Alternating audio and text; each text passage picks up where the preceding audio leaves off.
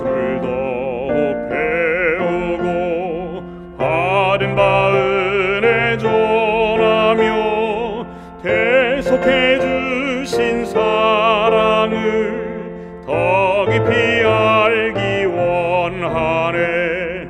내 평생의 소원, 내 평생의 소원, 계속해 주신 사랑을 더 깊이 알기 원하네. 성령 있으신 되셔서 진리로 인도하시며 거룩한 뜻을 깨달아 예수를 알게 하소서. 내 평생의 소원, 내 평생의 소원, 계속해 주신 사랑을 더 깊이 알기 원하네. 성령의 감화 받아서 하나님 말씀 들으니 절절히 주의 음성이 내 맘에 교훈되도다. 내 평생의 소원, 내 평생의 소원, 계속해 주신 사랑을 더 깊이 알기 원하네. 예수께 영광 돌리세. 그 이름 거룩하도다. 평화의 왕이 오시는 그 나라 백성 되겠네. 내 평생의 소원, 내 평생의 소원, 계속해 주신 사랑을 더 깊이 알기 원하네.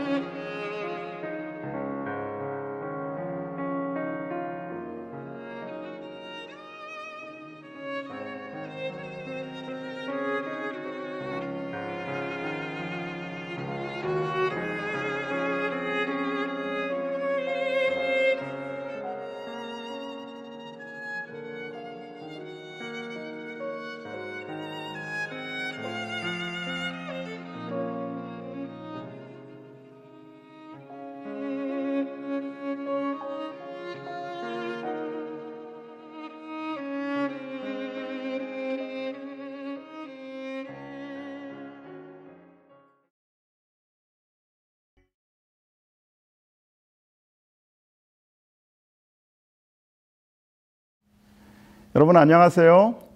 온라인 제자훈련 예수님의 제자입니까? 강의에 함께해 주셔서 감사합니다. 사람을 세우는 사역자 윤한수 목사입니다. 오늘은 지난 시간에 이어서 온 세상 복음 전파를 위하여 마지막 남은 자손을 위한 특별한 계획을 함께 살펴보겠습니다. 이번 주 기억절은 에베소 4장 12절에 있는 말씀입니다. 함께 암송해 볼까요? 기억절은 어떻게 암송하라고 했죠? 시루떡처럼 암송합니다. 성경절, 본문의 내용, 그리고 성경절 순서로 암송하겠습니다. 함께 암송하겠습니다. 에베소 4장 12절 말씀. 이는 성도를 온전하게 하여 봉사의 일을 하게 하며 그리스도의 몸을 세우려 하심이라. 에베소 4장 12절 말씀. 제7일 안식일 예수 재림교회 선구자들은 성경 예언 연구를 통하여 자신들이 요한계시록 12장 17절에 언급된 마지막 남은 자손임을 확신하였습니다. 처음부터 제7일 안식일 예수 재림교회 신자들은 죄인들에게 그리스도를 받아들이라는 하나님의 최후의 호소인 계시록 14장 6절에서 12절의 세 천사의 기별을 대담하게 선포했으며 또한 겸허히 그들의 운동이 여기에 남은 자손으로 지칭된 바로 그 운동이라고 믿었다. 이 다중적 기별을 전하는 신앙 공동체는 그들 외에는 전혀 없으며 그들 외에는 12장 17절에 언급된 세부적인 특징을 충족시키는 공동체 또한 전혀 찾을 수 없다. 이처럼 그들 외에 그 누구도 자신이 17절에 언급된 남은 자손이라고 주장할 수 있는 확실한 성경적 근거가 있지 않다. 재림교회는 마태복음 28장에 나오는 예수님의 위대한 대사명과 더불어 요한계시록 14장 6절부터 12절에 세 천사의 기별에서 남은 자손의 특별한 사명을 발견하였습니다. 또 보니 다른 천사가 공중에 날아가는데 땅에 거하는 자들 곧 여러 나라와 족속과 방언과 백성에게 전할 영원한 복음을 가졌더라. 재림교회는 1863년 처음으로 대총회가 조직되었습니다. 대총회가 조직되던 그 당시에 전 세계 재림교회 교인 수는 3,500명이었습니다. 그리고 교회는 125곳, 안수 목사가 22명에 불과했습니다. 심지어 예수님의 재림을 믿었던 많은 교단 중에서 가장 작은 교단이었죠. 그러나 160년이 지난 지금 재림교회는 전 세계적으로 2천만 명이 넘는 교인이 있는 교단으로 성장합니다. 그리고 여러분들이 아시다시피 전 세계에서 가장 많은 나라들의 복음을 전하는 교회가 되었습니다. 어떻게 이러한 폭발적인 성장을 경험할 수 있었을까요? 에베소 교회에 보내는 편지에서 바울은 교회 지도자들의 책임을 다음과 같이 강조하고 있습니다. 그가 어떤 사람은 사도로, 어떤 사람은 선지자로, 어떤 사람은 복음 전하는 자로, 어떤 사람은 목사와 교사로 삼으셨으니 이는 성도를 온전하게 하여 봉사의 일을 하게 하며 그리스도의 몸을 세우려 하심이라. 교회 지도자들은 침례를 베푸는 것에서 끝나지 않고 성도를 온전하게 하며 영적 성숙을 경험하게 하는 것이죠.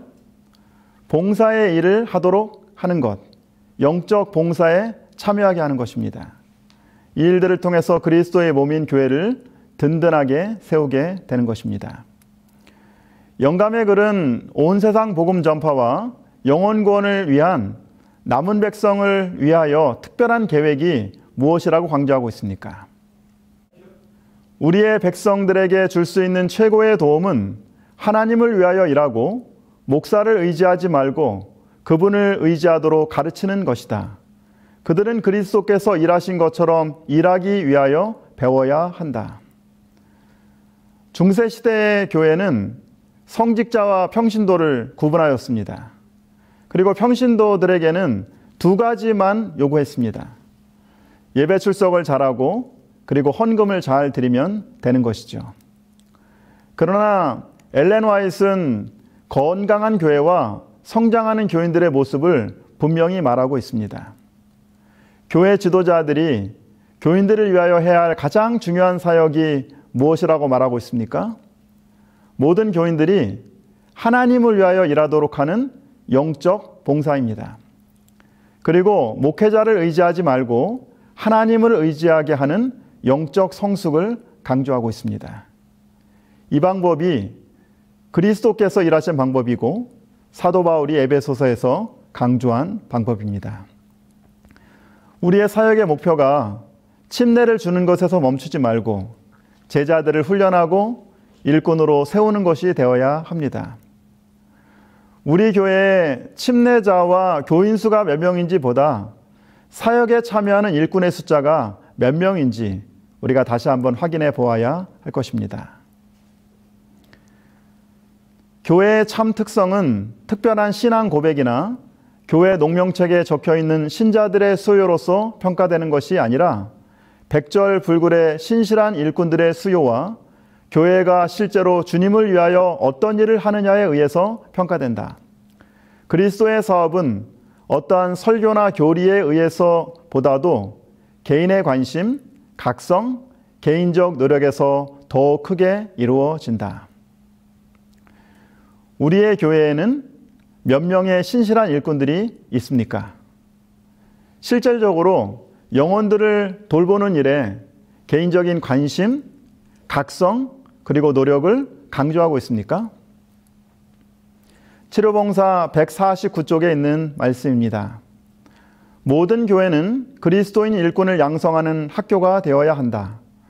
교인들은 성경을 읽어주는 법과 안실학교 반들을 지도하고 가르치는 법과 가난한 사람들을 도와주고 병든 사람들을 간호해주는 최선의 방법과 회개하지 않는 사람들을 위하여 일하는 법에 대하여 가르침을 받아야 한다.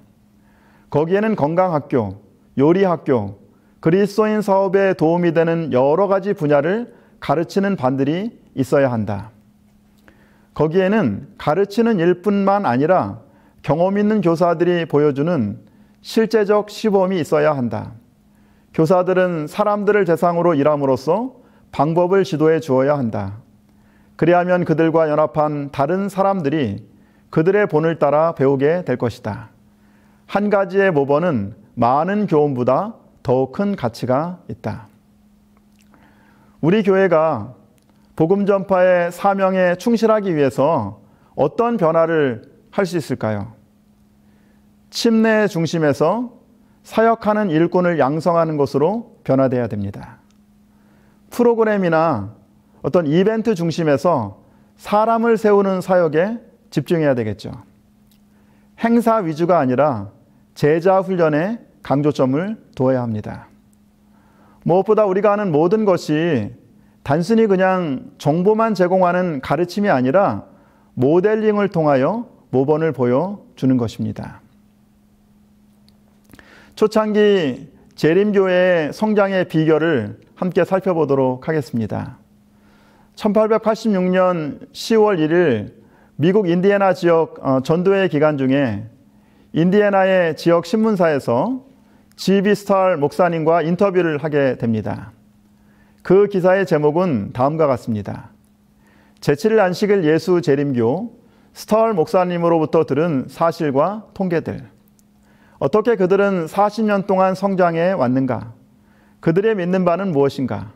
어떤 방법으로 당신들의 사업을 급속도로 빨리 성장시켰습니까? 글쎄요, 우리는 상주 목사들을 가지고 있지 않습니다. 우리의 교회들은 자기 자신들을 스스로 돌보도록 가르침을 받았으며 우리 목회자들의 거의 대부분은 새로운 지역의 복음 전도자로 일하고 있습니다. 겨울에 그들은 교회, 강당, 학교 건물 등에서 신자들을 격려하고 여름에는 우리가 교리들을 가르칠 만한 사람들이 있는 도시와 마을들에서 천막을 칩니다. 우리는 이런 방법으로 올해 약 100동의 천막 집회를 개최할 것입니다. 이 일 외에 우리는 소책자와 서적을 든 수많은 문서 전도자들을 파송합니다. 이들은 가정을 방문하고 그들에게 성경을 가르칩니다. 초창기 재림교회가 빠르게 성장할 수 있었던 그 비결이 무엇입니까? 영감의 글의 겉면을 따라서 교인 스스로가 하나님을 의지하게 하는 영적 성숙, 모든 교인들이 하나님의 사업에 동참하는 영적 봉사를 강조하였습니다. 초창기 재림교회에는 담임 목사 제도가 없었습니다. 교인들은 스스로 돌보도록 가르침을 받았고 목회자들은 새로운 지역의 개척 선교사로 파송되었습니다. 겨울에는 신자들을 격려하는 성경 모임을 가졌죠. 어쩌면 이것이 지금의 사경회가 되었습니다. 여름에는 구도자들을 위하여 천막을 치고 전도회를 개최하였습니다. 오늘날 장막 부흥회죠. 그리고 수많은 문서 전도자들이 가정을 방문하여 성경을 가르쳤습니다. 그뿐만이 아니라 모든 교인들이 함께 참여한 또 하나의 사업이 있습니다. 그것은 바로 성경 읽기 사업입니다. 성경 읽기는 또 다른 사업입니다. 사역자들은 집집을 방문하여 1명부터 20명의 사람들과 함께 성경 읽기를 합니다. 지난해 이러한 성경 읽기 모임은 10,000번 정도 있었습니다. 동시에 모든 교회는 선교회를 가지고 있습니다. 지난해 선교 회원 수는 1,500명이었습니다. 이들 회원 모두는 크고 작은 선교 사업을 합니다. 서적을 판매하고 소책자를 분배하며 정기 간행물 구독 신청을 받고 가정을 방문하여 가난한 자들을 돌보고 환자들을 도와줍니다. 모든 교인들이 영적 성숙과 영적 봉사를 통하여 그리스도의 몸인 교회를 세우는 일에 함께 동참하는 것입니다. 이럴 때 하나님께서 그들을 양적으로 축복하실 뿐만이 아니라 영적으로 축복하신다고 약속하셨습니다. 에베소 4장 12절 13절 말씀입니다. 이는 성도를 온전하게 하여 봉사의 일을 하게 하며 그리스도의 몸을 세우려 하심이라. 우리가 다 하나님의 아들을 믿는 것과 아는 일에 하나가 되어 온전한 사람을 이루어 그리스도의 장성한 분량이 충만한 데까지 이르리니. 제자가 되어서 다른 사람들을 돌보고 하나님의 사업에 적극적으로 참여하는 교회에 하나님께서는 풍성한 축복을 허락하십니다. 하나님께서는 우리의 도움 없이도 죄인들을 구원하시는 당신의 목적을 이루실 수 있다. 그러나 그리스도와 같은 품성을 개발시키기 위해서 우리는 그분의 사업을 분담해야 한다. 그분의 기쁨, 곧 그분의 희생을 통하여 구속받은 영혼들을 보는 기쁨에 참여하기 위하여 그들의 구속을 위한 그분의 사업에 참여해야 한다. 정말 연약하고 부족하지만 하나님께서 우리 각자를 제자로 삼으시고 영혼을 구원하는 당신의 사업에 동참하게 하십니다. 다른 사람들에게 빛을 나누어 주는 사람만이 더 큰 축복을 받게 됩니다. 남을 윤택하게 하는 자는 자기도 윤택하여 지리라. 그리고 우리가 받은 축복들을 다른 사람들에게 나눌 때 예수님을 닮는 품성으로 변화하게 될 것입니다. 그리스도의 장성한 분량에 충만한 데까지 이르게 될 것입니다. 작년 11월에 6명의 목사님들과 함께 호주 게이트웨이 교회를 방문하게 되었습니다. 호주 멜번에 있는 게이트웨이 교회는 2003년에 조니왕 장로님 가정과 그리고 또 다른 장로님 가정 그리고 15명의 청년들이 함께 시작한 교회입니다. 그분들의 목표는 호주 멜번 도심에 청년들을 위한 교회를 개척하는 것이었습니다. 20여 명의 적은 수의 사람들이 먼저 매주 모여서 성경과 예언의 신을 함께 연구합니다. 그리고 신약교회의 교회 성장의 원리와 호주 재림교회 선교 역사를 통해서 온 세상에 복음을 전파하기 위한 특별한 계획을 발견하게 됩니다. 그들은 사도행전을 함께 연구하면서 신약교회의 폭발적인 성장을 가져온 4가지 핵심 요소를 발견하게 됩니다. 첫 번째는 제자 훈련입니다. 두 번째는 개인 전도입니다. 그리고 세 번째는 가정 기반의 전도입니다. 신약교회의 가정에서 있었던 집과 그리고 가족들을 언급하는 예가 많이 있는 것을 보게 됩니다. 네 번째는 공중 전도입니다. 그리고 복음 전도와 복음 교역자, 여러 예언의 신의 말씀을 함께 읽으면서 초창기 호주 재림교회 역사를 또 공부하면서 교회 성장의 4가지 핵심 원리가 신약교회와 일치함을 발견하게 되었습니다.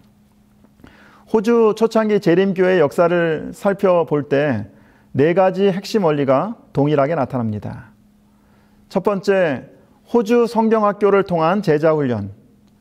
두 번째, 출판물을 기초로 한 개인전도. 세 번째, 성경 읽기를 통한 가정 기반의 전도. 그리고 마지막으로 성경 강해를 통한 공중 전도입니다.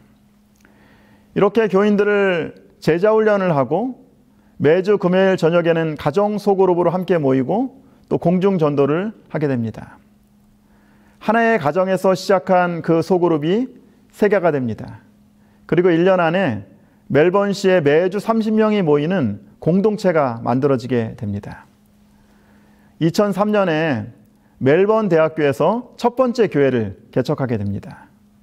지금은 이 교회를 게이트웨이 시티 교회라고 부릅니다. 이 교회는 처음에 30여 명으로 시작했는데 1년 만에 80명의 교회로 성장을 하였습니다.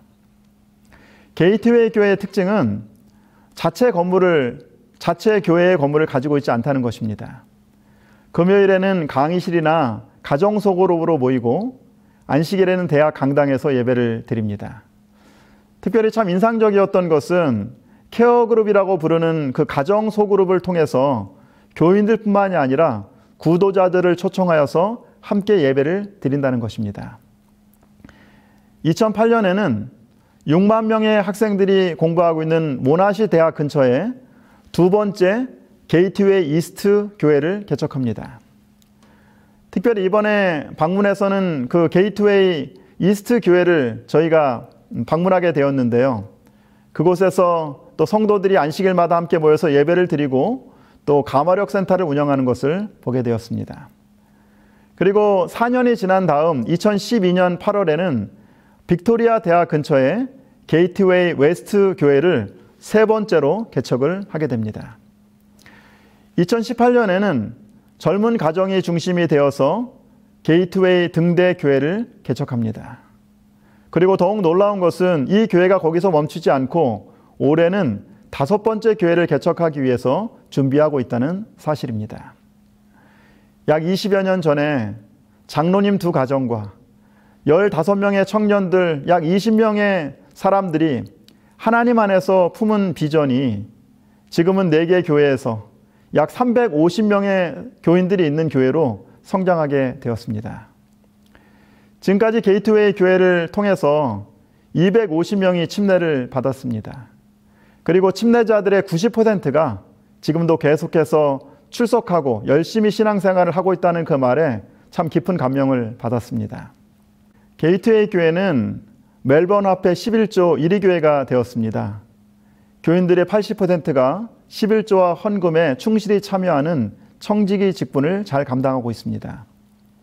그리고 더욱 놀라운 것은 호주뿐만이 아니라 게이트웨이 교회를 통해서 훈련받은 수많은 청년 제자들이 중국, 홍콩, 인도네시아에서 게이트웨이 교회와 같은 교회를 개척하고 있습니다. 게이트웨이 교회는 자체 교회 건물을 가지고 있지 않습니다. 대학교 강의실을 빌려서 예배를 드리고 금요일이나 토요일 오후에 가정에서 구도자를 초청하여 소그룹 모임을 하고 있습니다. 더욱 놀라운 것은 지역사회를 위한 가마력 센터를 가지고 있다는 것입니다.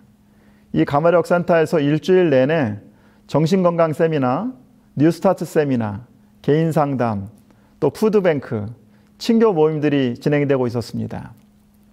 가마력 센터를 통해서 지역사회의 피로를 채워주고 교인들이 구도자들과 교제하면서 또 그들을 케어그룹으로 인도하고 그들에게 복음을 전하는 모습을 보면서 깊은 감명을 받았습니다.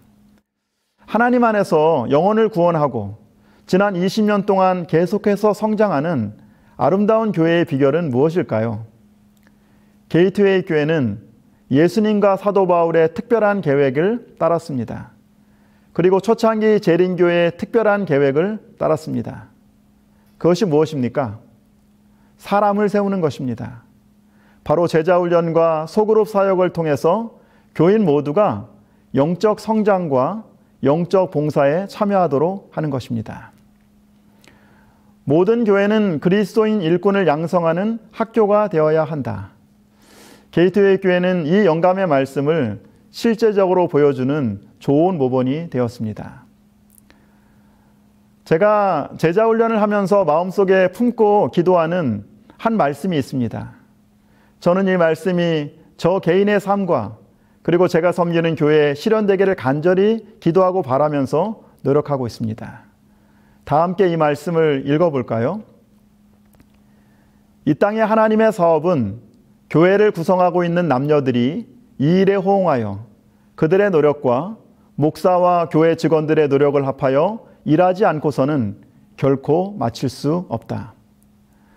마지막 사업을 마치기 위하여 협력해야 되는 세 부류의 사람이 있습니다.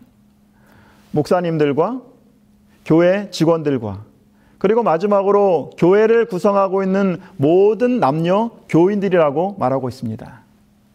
어르신부터 어린아이까지 남자나 여자나 모든 교인들이 주님의 제자가 되어서 하나님의 사업에 동참할 때 온 세상에 복음을 전파하는 이 사업을 저희가 마칠 수 있어야 합니다. 마지막 시대 하나님의 사업은 모든 성도들이 함께 참여해야 합니다.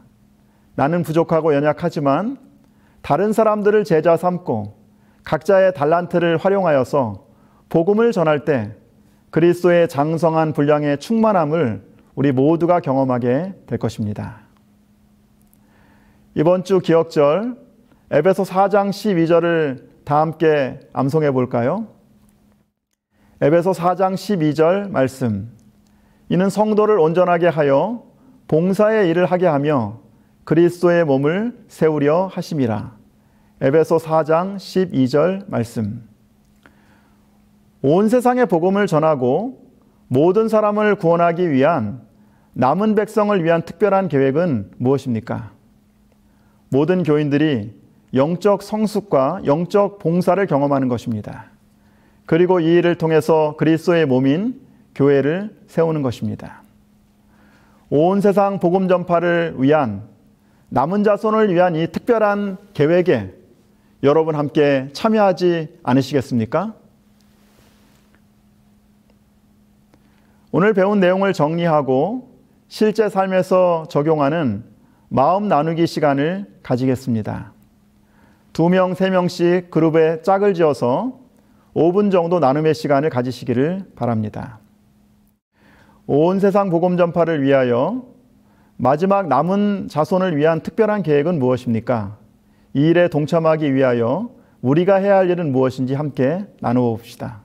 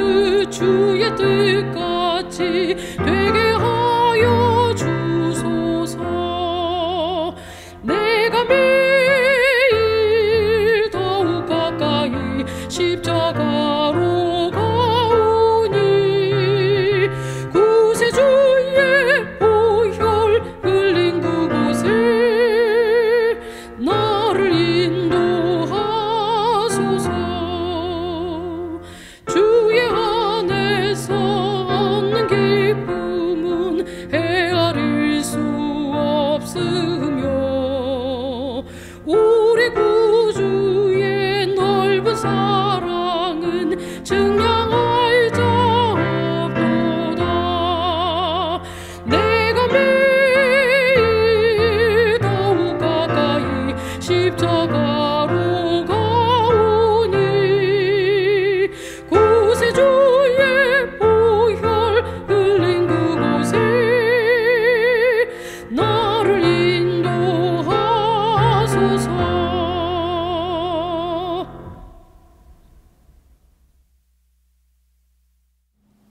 사랑의 하나님 아버지, 저희를 새 천사의 기별을 전하는 마지막 남은 자손으로 불러주셔서 감사합니다. 성경과 영감의 글을 통하여 우리가 누구이며 무엇을 해야 할지 알려주셔서 감사합니다. 모든 교인들이 영적 성숙과 영적 봉사에 참여하고 다른 사람들을 제자를 삼는 사역에 동참함으로 그리스도의 장성한 분량의 충만함을 경험하게 하여 주시옵소서. 교인 개인과 우리 교회가 마지막 남은 사역을 완수하고 영광 중에 오시는 우리 주님을 기쁨으로 맞이하게 하여 주시옵소서. 우리를 당신의 제자로 부르신 예수님의 이름으로 기도드립니다.